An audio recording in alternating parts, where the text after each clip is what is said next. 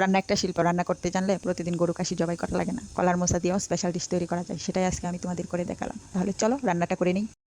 দেশি বিদেশি রান্না, স্বাদে গন্ধে অনন্যা। শিখতে চাও যদি এসো না, আজকে একসাথে করব মুরা রান্না। দেশি বিদেশি রান্না।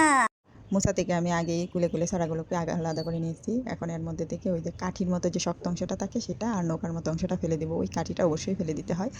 এরপর হচ্ছে আমি এটাকে কুচি কুচি করে কেটে নিলাম। কেটে নেওয়ার পর অল্প একটু পানি দিয়ে কড়াইয়ের মধ্যে সামান্য একটু হলুদ আর লবণ দিয়ে 5 থেকে 7 মিনিটের মতো সিদ্ধ করব।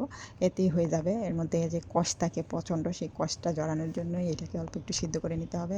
আর হলুদ দেওয়ার কারণে এটা কালারটা একটু সুন্দর হবে, নইলে কালো হয়ে যেতে পারে। আর এখানে আমি একটা টিপস দিয়ে দিই, যে মুসা কাটলে অবশ্যই হাতের মধ্যে সরিষার তেল মেখে নেবেন। তাতে হাতটা কালো হলেও পরে সাবান দিয়ে ধোয়ার সাথে সাথে উঠে যাবে, কিন্তু তেল না মাখলে সেটা আর উঠতে চাইবে না।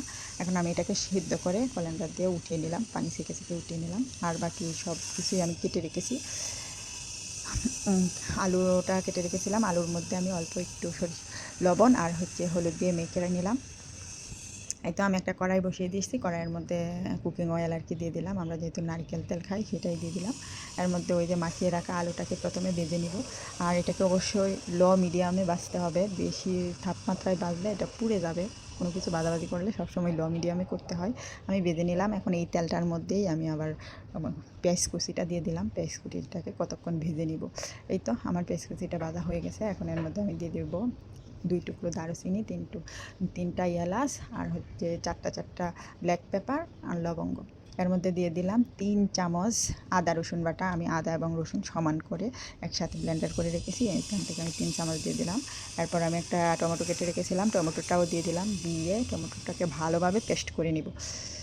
পেস্ট করা হওয়ার পর আমি এর মধ্যে একটু পানি দিয়ে দিলাম। পানি দেওয়ার পর দেখি যে টমেটোটা একটু কম পেস্ট হয়েছে, তাই আমি ভালোভাবে পেস্ট করলাম।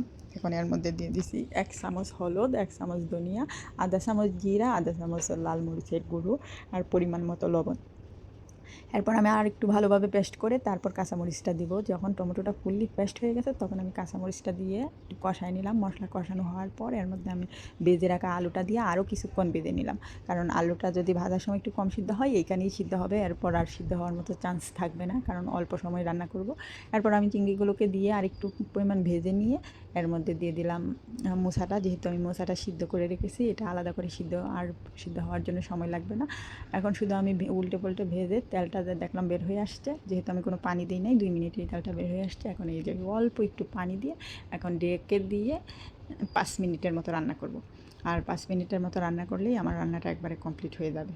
এই দেখো 5 মিনিট পরে আসলাম, দেখলাম যে পানিটা একেবারেই শুকিয়ে গেছে। পানিটা শুকিয়ে একদমই ঝোল নাই। এটাকে খুব বেশি টানানোও যাবে না, কারণ হচ্ছে উঠানোর পর ঝোলটা এমনিতেই টেনে যাবে। এই অবস্থায় রাখতেই উঠায় ফেলতে হবে। এই তো আমার মুসা চিংড়ির ঘন্ট একেবারে রেডি। এখন পরিবেশনের জন্য একটা পাত্রে ঢেলে নিব। মুসার ঘন্টটা দেখতে যতটা সুস্বাদু হয়েছিল, খাইতে তার চাইতে কয়েক গুণ বেশি সুস্বাদু হয়েছিল। আজকের মতো এখানেই বিদায় নিচ্ছি। দেখা হবে অন্য আরেকটা ভিডিওতে। সেই পর্যন্ত সকলেই ভালো থেকো।